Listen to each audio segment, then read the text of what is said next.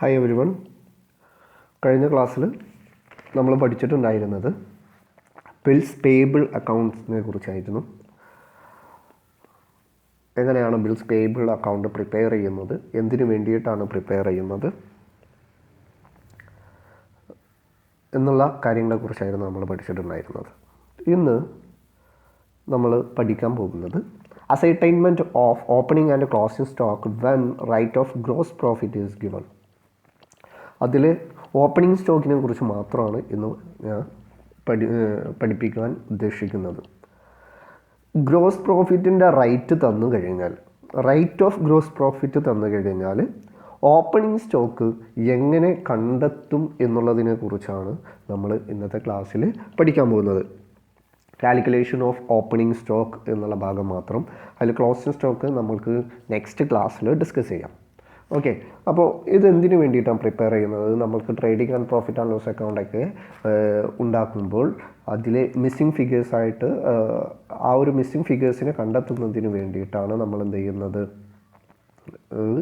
ഈ ഒരു assignment of opening stock അല്ലെങ്കിൽ കാൽക്കുലേഷൻ ഓഫ് ഓപ്പണിംഗ് സ്റ്റോക്ക് നടത്തുന്നത്.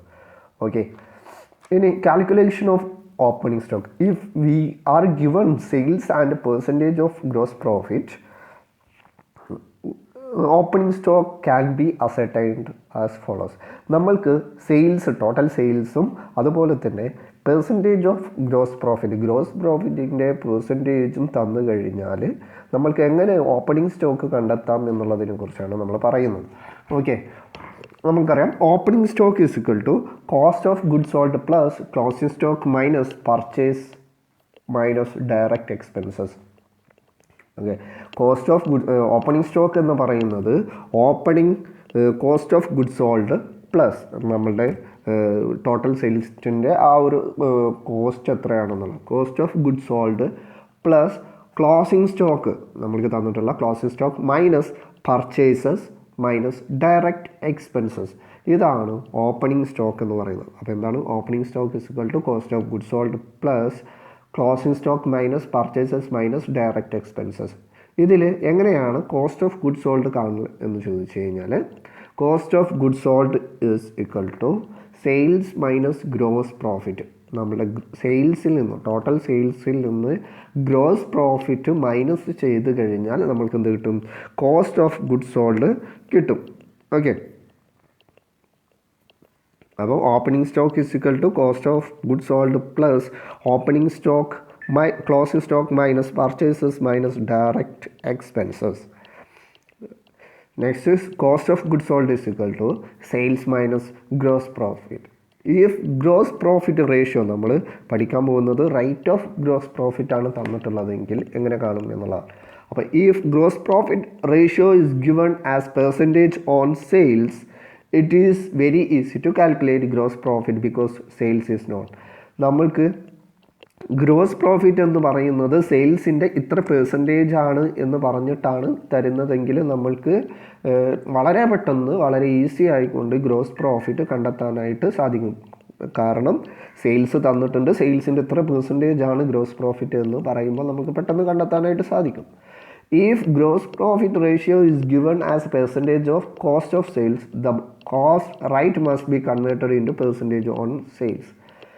ഇവിടെ നമ്മൾക്ക് ഗ്രോസ് പ്രോഫിറ്റിൻ്റെ റേഷ്യോ അല്ലെങ്കിൽ ഒരു റൈറ്റാണ് തന്നിട്ടുണ്ടെങ്കിൽ ടോട്ടൽ സെയിൽസിൽ നിന്ന് പെട്ടെന്ന് കൺവേർട്ട് ചെയ്യുക.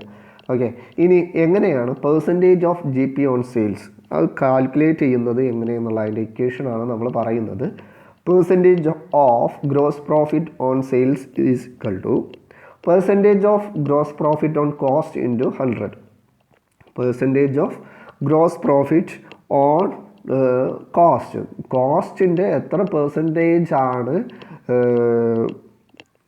GP എന്നത് into 100 divided by 100 plus percentage of GP on cost. ഈ കോസ്റ്റിൻ്റെ എത്ര പെർസെൻറ്റേജ് ആണ് ഗ്രോസ് പ്രോഫിറ്റ് എന്നുള്ളത് പ്ലസ് 100. ഇതാണ് percentage of GP on sales കാണാനുള്ള ഇക്വേഷൻ. അതായത് നമ്മൾക്ക് സെയിൽസിൽ നിന്ന് ഗ്രോസ് പ്രോഫിറ്റിൻ്റെ എമൗണ്ട് കാണുന്നതിനുള്ള ഇക്വേഷനാണ് നമ്മളിപ്പോൾ പഠിച്ചിട്ടുള്ളത്. അപ്പോൾ അത് is equal to percentage of G P on cost, കോസ്റ്റിൽ നിന്ന് എത്ര പെർസെൻറ്റേജ് ആണ് ജി പി എന്നത് ഇൻറ്റു 100 ഡിവൈഡഡ് ബൈ എത്ര പെർസെൻറ്റേജ് ആണോ കോസ്റ്റിൽ നിന്ന് ജി പി പ്ലസ് 100. ഇതാണ് percentage of G P on sales എന്ന് പറയുന്നത്. നമ്മൾക്ക് ഇവിടെ ഇതുപോലെ എല്ലാതെയും എന്ത് കണ്ടെത്താൻ പറ്റും? ഓപ്പണിംഗ് സ്റ്റോക്ക് കണ്ടെത്താനായിട്ട് സാധിക്കും. നേരത്തെ പറഞ്ഞ പോലത്തെ ഒരു trading account, memorandum of trading അക്കൗണ്ടൊക്കെ വരച്ചിട്ട് നമ്മൾക്ക് എന്ത് ചെയ്യാൻ പറ്റും? ഇവിടെ ഓപ്പണിംഗ് സ്റ്റോക്ക് കണ്ടെത്താനായിട്ട് സാധിക്കും.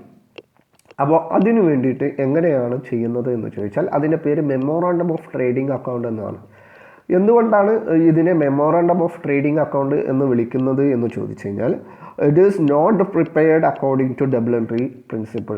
ഇത് പ്രിപ്പയർ ചെയ്യുന്നത് ഡബിൾ എൻട്രി പ്രിൻസിപ്പിൾ പ്രകാരം അല്ല. ട്രേഡിംഗ് അക്കൗണ്ട് പ്രിപ്പയർ ചെയ്യുന്നത് ഒരു ഡബിൾ എൻട്രി ഒരു അക്കൗണ്ടിങ് ഫോർമാറ്റിലല്ല എന്നുള്ളത് കൊണ്ടാണ്. Double entry system of accounting principle പ്രകാരമല്ല ഇത് പ്രിപ്പയർ ചെയ്യുന്നത് എന്നതുകൊണ്ടാണ് ഇതിനെ മെമ്മോറണ്ടം ഓഫ് ട്രേഡിംഗ് അക്കൗണ്ട് എന്ന് പറയുന്നത്. Memorandum of trading account is the trading account prepared to find out missing figures such as opening stock, closing stock. ഈ ഒരു memorandum trading account നമ്മൾ പ്രിപ്പയർ ചെയ്യുന്നത് എന്തിനെന്ന് ചോദിച്ചു കഴിഞ്ഞാൽ മിസ്സിംഗ് ഫിഗേഴ്സ് ഐഡൻറ്റിഫൈ ചെയ്യാൻ, ഏതൊക്കെ തരത്തിലുള്ള ഓപ്പണിംഗ് സ്റ്റോക്ക്, ക്ലോസിംഗ് സ്റ്റോക്ക് എന്നീ തരത്തിലുള്ള മിസ്സിംഗ് ഫിഗേഴ്സിനെ ഐഡൻറ്റിഫൈ ചെയ്യുന്നതിന് വേണ്ടിയിട്ട് അല്ലെങ്കിൽ ഫൈൻഡ് ഔട്ട് ചെയ്യുന്നതിന് വേണ്ടിയിട്ടാണ് നമ്മൾ മെമ്മോറണ്ടം ട്രേഡിംഗ് അക്കൗണ്ട് പ്രിപ്പയർ ചെയ്യുന്നത്. ഓക്കെ, ഇനി അതിൻ്റെ ഒരു പ്രൊഫോമയാണ് മെമ്മോറണ്ടം ട്രേഡിംഗ് അക്കൗണ്ട് എന്ന് പറയുന്നത്. നമ്മൾക്ക് ഓപ്പണിംഗ് സ്റ്റോക്ക് കണ്ടെത്തുന്നതിന് വേണ്ടിയിട്ടാണ് ഇവിടെ നമ്മൾ മെമ്മോറണ്ടം ട്രേഡിംഗ് അക്കൗണ്ട് പ്രിപ്പയർ ചെയ്യുന്നത്. ഓപ്പണിംഗ് സ്റ്റോക്ക് എന്ന് പറയുന്നത് ഡെബിറ്റ് സൈഡിലാണ് വരുന്നത്. അപ്പോൾ ബൈ സെയിൽസ് എന്ന് പറഞ്ഞിട്ട് ഒരു എമൗണ്ട് ഉണ്ടെങ്കിൽ അത് ക്രെഡിറ്റ് സൈഡിൽ എഴുതാം. അതുപോലെ തന്നെ ക്ലോസിംഗ് സ്റ്റോക്കിനെയും ക്രെഡിറ്റ് സൈഡിൽ എഴുതാം. Purchases debit side, direct expenses debit side, അതുപോലെ തന്നെ നമ്മുടെ തൊഴിലുമായി ബന്ധപ്പെട്ടിട്ടുള്ള ഡയറക്റ്റ് ആയിട്ടുള്ള വേജ് കൊടുക്കുന്നതുമായി അങ്ങനെയുള്ള ഡയറക്റ്റ് എക്സ്പെൻസസും അതുപോലെ തന്നെ പർച്ചേസസും ഗ്രോസ് പ്രോഫിറ്റുമെല്ലാം ഇവിടെ ഡെബിറ്റ് സൈഡിൽ എഴുത്. അതിൻ്റെ ബാലൻസിങ് ഫിഗർ ആയിരിക്കും ഓപ്പണിംഗ് സ്റ്റോക്ക് എന്ന് പറയുന്നത്. ഓക്കെ, ഇനി നമ്മൾക്ക് ഇതിൻ്റെ ഒരു എക്സാമ്പിൾ എടുത്ത് പരിശോധിച്ച് നോക്കാം, ഒരു പ്രോബ്ലം ചെയ്ത് നോക്കാം. From the following information to find out opening stock, നമ്മൾക്ക് തന്നിട്ടുള്ള ഇൻഫോർമേഷനിൽ നിന്ന് നമ്മളോട് ഓപ്പണിംഗ് സ്റ്റോക്ക് കാൽക്കുലേറ്റ് ചെയ്യുന്നതിന് വേണ്ടിയിട്ടാണ് നമ്മളോട് പറഞ്ഞിട്ടുള്ളത്. നമ്മൾക്ക് തന്നിട്ടുണ്ട് സെയിൽസ് 2 lakh, ഗ്രോസ് പ്രോഫിറ്റ് എന്ന് പറയുന്നത് 25% of on cost of sales, 25% cost of സെയിൽസിൻ്റെ. Okay, purchases 1,50,000, closing stock 25%. ഇത്രയാണ് നമ്മൾക്ക് തന്നിട്ടുള്ളത്. ഓക്കെ, ഇനി നമ്മൾ ഇതിൻ്റെ സൊല്യൂഷനിലോട്ട് പോയി കഴിഞ്ഞാൽ നമ്മൾക്ക് കറക്റ്റായിട്ട് ഫസ്റ്റ് ഓപ്പണിംഗ് സ്റ്റോക്ക് എന്താണെന്നുള്ളത് കണ്ടെത്തണം. അപ്പോൾ നമ്മൾ ഓപ്പണിംഗ് സ്റ്റോക്ക് നേരത്തെ പഠിച്ചിട്ടുണ്ടായിരുന്നു. Equation is equal to opening stock cost of goods sold plus closing stock minus purchases. അപ്പോൾ ഇവിടെ കോസ്റ്റ് ഓഫ് ഗുഡ്സ് സോൾഡ് എന്ന് പറയുന്നത് സെയിൽസ് മൈനസ് ജി പി ആണ്. Okay, and percentage of sales is equal to നമ്മൾക്കിവിടെ തന്നിട്ടുണ്ട് percentage of G P on cost of into 100 divided by 100 plus percentage of G P on cost. അതിൻ്റെ equation നമ്മൾ calculate ചെയ്ത് കഴിഞ്ഞാൽ നമുക്ക് 20% എന്ന് കിട്ടും. Percentage of G P on sales എന്ന് പറയുന്നത് 20%. അങ്ങനെയെങ്കിൽ നമ്മൾ എങ്ങനെയാണ് കോസ്റ്റ് ഓഫ് സെയിൽസ് കണ്ടെത്തുന്നത്? Thus 25 G P on cost of sales is equal to 25% on sales. അതായത് കോസ്റ്റ് ഓഫ് സെയിൽസിൻ്റെ 25% പ്രോഫിറ്റ് എന്നാണ് പറഞ്ഞിട്ടുള്ളത്. അങ്ങനെയെങ്കിൽ 20% ഓഫ് ടോട്ടൽ സെയിൽസിൻ്റെ 20% നമ്മൾക്ക് തന്നിട്ട് എന്ത് ജി പി എന്ന് പറയുന്നത്. അപ്പോൾ അത് രണ്ട് ഈക്വലാണ് എന്നാണ് പറയുന്നത്. ഇനി കോസ്റ്റ് ഓഫ് സെയിൽസ്, ഇവിടെയാണ് നമ്മൾക്ക് കോസ്റ്റ് ഓഫ് സെയിൽസ് നമ്മൾ കണ്ടെത്തേണ്ടത്. ഓക്കെ, കോസ്റ്റ് ഓഫ് സെയിൽസ് എത്രയാണ്? 22 lakh മൈനസ് 20% ഓഫ് 2 lakh എന്നുള്ളതാണ് കോസ്റ്റ് ഓഫ് സെയിൽസ്. അപ്പോൾ നമ്മൾ കോസ്റ്റ് ഓഫ് സെയിൽസ് കണ്ടെത്തണമെങ്കിൽ ജി പി മൈനസ് ചെയ്ത് കഴിഞ്ഞാലാണ് നമ്മൾക്ക് കോസ്റ്റ് ഓഫ് സെയിൽസ് കണ്ടെത്താൻ പറ്റില്ല.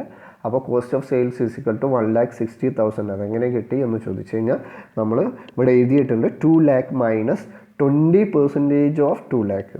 അപ്പോൾ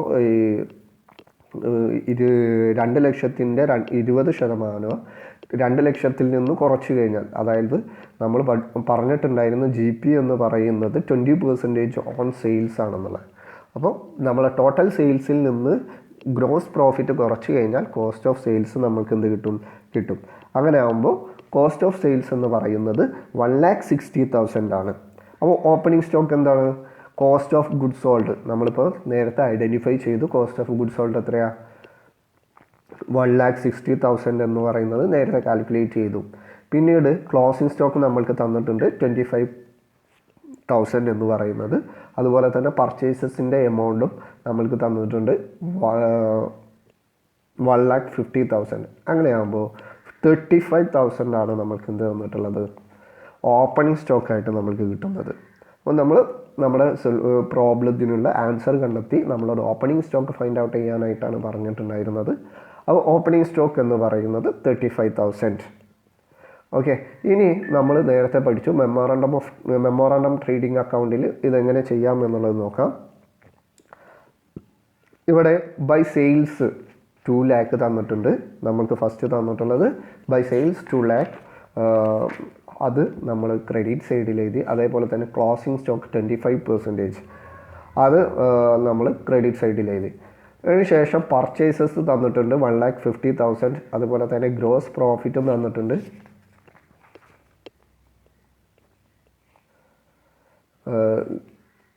ഗ്രോസ് പ്രോഫിറ്റും നമ്മൾ കണ്ടെത്തി.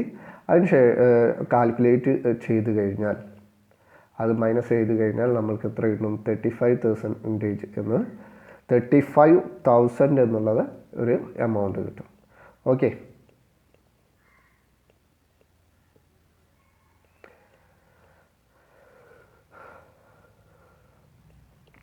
ഇനി നമ്മൾ ശ്രദ്ധിക്കേണ്ടത് if there are wages or other direct expenses, opening stock is ascertained by the following. Direct expense എന്തെങ്കിലും തന്നിട്ടുണ്ടെങ്കിൽ നമ്മൾ നേരത്തെ പറഞ്ഞിട്ടുണ്ടായിരുന്ന ഒരു ഫോർമുല ഉണ്ടായിരുന്നു.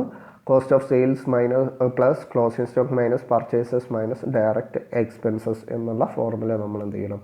യൂസ് ചെയ്യണം. ഇവിടെ cost of goods sold plus closing stock minus purchases എന്നുള്ള ഫോർമുല മാത്രമായിരുന്നു നമ്മൾ ഉപയോഗിച്ചിട്ടുണ്ടായിരുന്നത്. അപ്പോൾ ഇന്നത്തെ ക്ലാസ്സിൽ ഇത്രയാണ് നമുക്ക് പഠിക്കാനുള്ളത്. Thank you.